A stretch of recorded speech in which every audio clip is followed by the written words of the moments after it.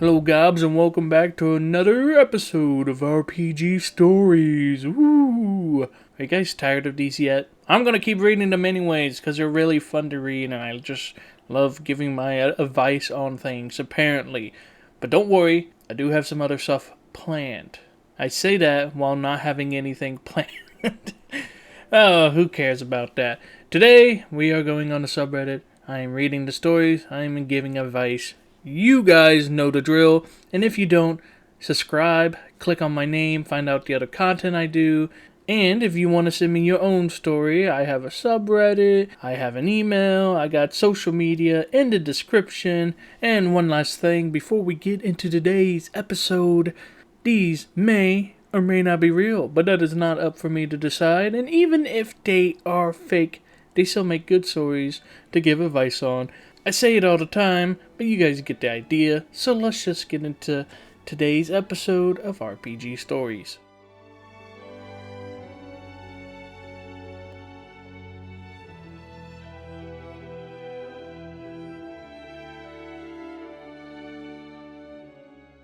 Our first story comes from Right Error 5372. They want to know, am I crazy, or did my DM kill my PC for no reason? Group info. Me and the 3 other players are all in our late 20s, early 30s. Other players aren't super important for the story. My DM is 28, going to call him Peter. I've been playing with Peter for about 7 years at this point. We've played lots of different systems, and we've been playing this game for around 6 months. Game info. D&D 5e, but using homebrew aspects. Peter pitched it to us as sort of a gritty setting with some horror sprinkled in. Importantly, he did say our PCs have a reasonable chance of dying at some point. But not so much that we have to immediately walk with an extra backup character prepared ahead of time. The situation. We've been playing for like 6 months, and after the first 2 or so months of weekly games, Peter said he'd like to do something like individual arcs for each PC, where we tackle a backstory alongside the main plot. My character, a gnomish bard, got the first backstory chunk, so we were handling his backstory along with doing the main plot. A pertinent note about my bard: he has a cursed pan flute that ties him to an evil god, basically. That was signed off on by Peter at the beginning of the game. We kind of intended it for it to be like he got cursed and be forced into warlock subclass later down the line as a fun plot thing. Fast forward to 2 weeks ago, our latest session. We had just wrapped up our character's backstory stuff, and we had a short time skip. I was quite satisfied with how my backstory was handled, and we were all doing our own downtime time skip stuff when Peter had me make a DC 22 intelligence save. I would have literally needed a nat 20 to succeed, and I failed to an enfeeble cast at me by the god tied to my pan flute. Failing the enfeeblement save, an eldritch creature comes out of the pan flute and basically immediately kills my character. All the PCs were scattered doing their own downtime stuff, so nothing could really be done. So yeah, my PC is just dead. I get that it was a gritty setting, and I purposefully gave my PC a cursed item, but the DM signed off on it. If he had said, hey, I wouldn't advise this, or anything of the sort, then I would have done it, knowing that it had just caused my character to drop dead, basically uncontested. Did I goad the god too much? I just treated the pan flute as a spooky instrument. If my character had died doing something stupid or heroic or something, I'd be fine with that. But this was literally just half a scene in the middle of downtime, and I really could do very little to stop it. Am I being unreasonable? Now I have to make a whole new PC for the rest of the game, I guess. Sorry, OP, but that story was just a bit hard for me to read. I'm not sure if it's me or if it's the way it's typed, but that was really rough, so sorry if it sounds rough to the listeners. But we're not here to talk about how the story's written, we're here to answer the question. Am I crazy, or did my DM kill my PC for no reason? Now, from the sounds of it, from what OP has told us, then it really does sound like there's no reason. Because just having a cursed flute, and then you have to make a random save at some point later on, and then it just kills your character automatically. Yeah, that sounds like pretty much no reason if this is the entire story. Now, if this is truly how it's happening, then you need to talk to your DM about what happened. We can sit down and talk about these things because, well, it's a game, and you want to have fun in this game. And if your character is just dying for no reason, then it might be better to find out why the DM killed off that character. Maybe they didn't like the character, maybe they couldn't think of any way to make the cursed instrument work. It could have been a slew of different reasons, but you'll never know unless you ask your DM about it. So instead of making a new character right now, I would stop and ask the DM why they did this. Why did they ask for the save, and what's their whole reasoning behind all of this, unless they have something planned. But even if they have something planned in the story, they should still be able to tell you about what's happening. Because they might be the DM, it would still be nice to know that your character isn't just going to randomly die at other points along the story too. Even in a gritty setting, okay, PCs die, it's just part of the game. Okay, we can't just act like our PCs aren't ever going to die. There's always a chance every time you fight that your PC could die for the most part. So it's not the PC dying, it's the PC dying without a reasonable excuse and not knowing why the DM did these things. So the most important part here, like I said, is just to talk to the DM and figure out what is going on. And that's about as much as you do. I mean, you guys have been playing forever, so I could assume that you guys could talk openly with each other about this, okay? So, with that, we're just going to move on. Our next story comes from Special Pianist 1146.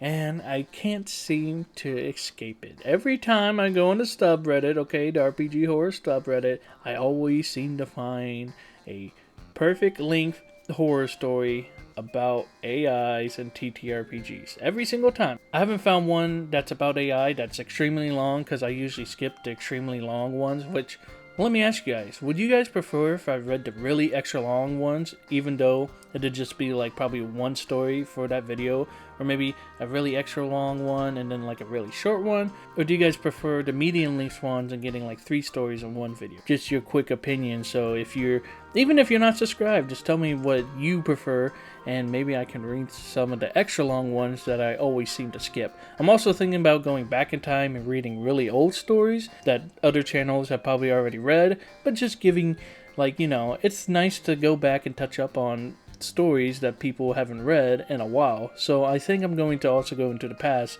and read some old horror stories that have done really well on the subreddit as well. Just letting you guys know, so let me know what you're thinking below, and let's continue my war against generative AI being used in TTRPG settings. Once again, this story comes from Special Pianist 1146. AI usage ruins one-shot before it even began. Content warning, bigotry, but it seems like it's accidental. Let's read. I joined a D&D one-shot a month or so ago on Roll20. The DM gave us a Discord server invite, and I joined a VC on session day. It started off as just me and the DM, and we chatted briefly until some of the others joined it. It was DM and 4 players, me included. Someone joined, and their voice sounded kinda like an AI femme voice, though at that point she just said a hello, so unsure. The DM asked us to introduce ourselves, and went alright until it got to her. She introduced herself and her character, which made the AI aspects of the voice much clearer. She didn't finish her introductions when the DM cut her off with, "Is that effing AI?" or something like that in an angry tone. She shut up. I think she was about to say something, but muted herself. The VC was silent while she typed in the server chat. She said she wasn't comfortable using her voice, and the DM responded in chat asking why. I didn't say anything because I wasn't really sure what was going on, but it did feel that the DM's phrasing was more rude than it intended to be. Her reply took a while. At some point I heard the Discord disconnection sound, but I'm not sure who disconnected. Her reply came way later and it was pretty long. But paraphrasing, I think she mentioned she was trans and she liked hearing her voice to sound like that. DM, to his credit, apologized in text, but I was suddenly booted out of the server. Maybe the DM just deleted the server completely? I wasn't even able to say anything because I wasn't sure what to say, like I said. Anyway, I personally don't like AI, especially not for creative uses like D&D, but she seemed to be using it for her self-identity, not for the general slop that's used for. I'm not trans myself, so I wouldn't know to the degree to which a trans person would have dysphoria for the voice that they'd want to get rid of it immediately. I also don't know how AI voice changing works. If it has like a feedback into your own headphones that the changed voice is all you hear when you speak. Just wanted to get this off my chest since it's been bouncing around my head for weeks now. I kind of don't like thinking about it. Wow, this one is much more of a doozy than I thought.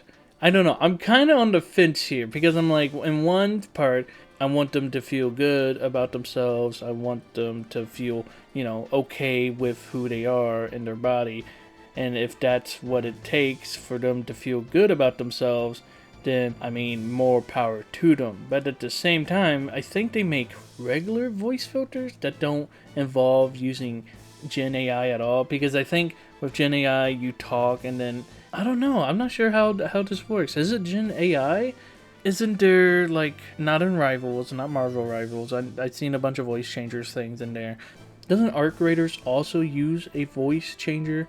I know they're known for using AI voices, so is it an AI voice changer? Is that the same thing? I don't even know if that's the same thing. I don't even know if that would be considered Gen AI. I don't think so. I think it's just a voice changer. I don't really think it's an actual AI voice. I don't know enough about AI to even know if that's a thing. An AI voice filter? Because when I think of Gen AI, it's like you type in the prompts and whatever, you get a video, an image, a voice clip, or music, all sorts of that. But I don't think there's anything that can actively modify your voice using AI. I'm sure there is, but I don't think it's the Gen AI that we're thinking of. So to that point, I don't think this is a Gen AI. It just sounded like everybody was caught off guard and the DM got embarrassed about it. Of course, it was very nice of the DM to apologize, but deleting the server might have been just a bit too far. I think they could have all just sat down and talked about it and apologized and get that out of the way. But of course, this was a one shot, so it's not entirely lost. Imagine this happened at the start of a big campaign that's been planning for months and then boom, just gone out of nowhere. Then that would really suck. But to me, this doesn't really sound like it's an AI issue. It just sounds like a really big mishap. Okay, it's just a really big accident that happened. That's all. And there I went. I gave this big spiel at the beginning about my war against AI, and even if it was a Gen AI thing, in this context, I don't think it's that big of an issue. But what do you guys think about this? Let me know down in the comments below, and I'm going to move on to our final story. Our final story comes from Rune Kitty 1992. Another question. Was I really in the wrong here? Well, let's see if you were. Our characters for this story are OP, a Circle of Dragons druid. Max HP is 91, so their wild shape grants them 91 temp HP thanks to a 19 in con and taking the tough feat. Our next character is another druid, Circle the Moon, and they get custom forms to choose from. And our final character for the story is going to be the GM. Our OP is character level 8, and the system is a homebrew D&D 5e. In a session last Saturday, I finally got to do what I've been building my character to do. Be an HP sponge for melee damage and do some minor reflect damage back. I was given permission by the DM to work on getting a feat early so I can get the spell Armor of Akathi's early rune cover. I was also told I can use the 2024 version of the spell for this since it works with my large amount of temp HP, which will now be THP for short from now on. We had a combat encounter and faced off against several large homebrew wolves that had multi-attack and each had over 100 HP per creature. I saw the fight happening, so I cast my Armor of Agathis at 4th level in Wild Shape.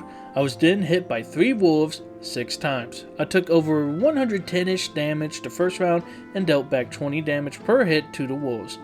Other druid didn't complain I did over 100 damage and didn't even take an attack action mid-combat. I then had a work thing come up suddenly and stepped away, and by the time I returned, the combat was over.